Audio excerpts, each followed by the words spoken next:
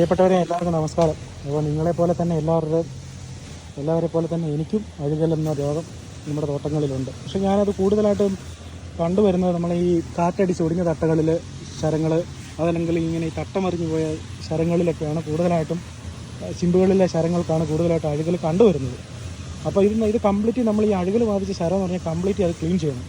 Clean ചെയ്യാതെ ഒരു മാർഗ്ഗമില്ല. കാരണം ഇത് ക്ലീൻ ചെയ്യാന്ന് പറഞ്ഞാൽ ക്ലീൻ ചെയ്ത് നമുക്ക് എളുപ്പപ്പണിക്ക് വേണ്ടി ഇതിൻ്റെ തോട്ടത്തിൻ്റെ ഇങ്ങനെ സെൻറ്ററിലൊന്നും ഇട്ട് വെച്ചേക്കല്ല, ഒരു ചാക്കെടുത്ത് ചാക്കിനകത്തേക്ക് കണ്ടിച്ച് മാറ്റിയിട്ട് ആ ചെടി മൊത്തത്തിലൊന്ന് ക്ലീൻ ക്ലീൻ ചെയ്തിട്ട് ഇച്ചിരി കുമ്മായവും COCയും മെറ്റലാക്സിലും സൾഫറും കൂടെ തിരുമി ആ കിഴങ്ങൾക്ക് ഉള്ളിലും പുറമേയൊക്കെ അങ്ങ് ഇട്ട് കൊടുത്തേക്കുക.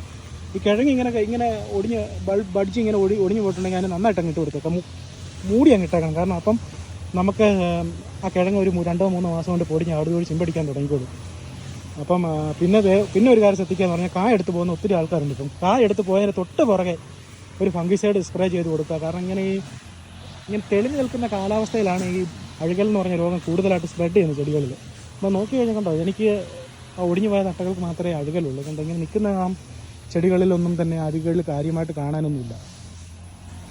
പിന്നെ ഇങ്ങനെ ചെറുതായിട്ട് ഈ മഞ്ഞച്ച് നിൽക്കുന്ന അതൊന്നും കാര്യമായിട്ട് എടുക്കില്ല. കാരണം കാടമത്തിന് ചെറിയ മഞ്ഞപ്പൊക്കെ ഉണ്ടെങ്കിൽ നല്ല സൂപ്പറായിട്ട് കായ്ക്കത്തുള്ളൂ. കരിമ്പച്ച കളറിലൊന്നും കാര്യമില്ല. നമ്മൾ ആദായം കൂടുതൽ എടുക്കുന്നതിലാണ് നമുക്ക് ഏറ്റവും കൂടുതൽ വിജയിക്കാൻ പറ്റുന്നത്. അതല്ലാതെ ഒരു വേര് കരിഞ്ഞു പോയി, എല്ലാവരും പറയാറുണ്ട് ഇങ്ങനെ ഒരു വേര് കരിഞ്ഞു പോകും, അല്ലെങ്കിൽ 2 വേര് കരിഞ്ഞു പോകുമ്പോൾ തന്നെ അതിന് മരുന്ന് ചെയ്യാറുണ്ട്. എന്നാൽ പിന്നെ നമുക്ക് അതിന് മാത്രമേ മരുന്ന് ചെയ്യാൻ സമയം കാണത്തുള്ളൂ. അപ്പോൾ ചെറിയ കാര്യങ്ങളൊക്കെ നമ്മൾ കണ്ണടച്ച് വിട്ടേക്കുക. നമുക്ക് വലിയ പ്രശ്നങ്ങൾ വരുമ്പം മാത്രമേ അതിനുള്ള രോഗത്തിനുള്ള മരുന്നുകളൊക്കെ കൊടുക്കുക.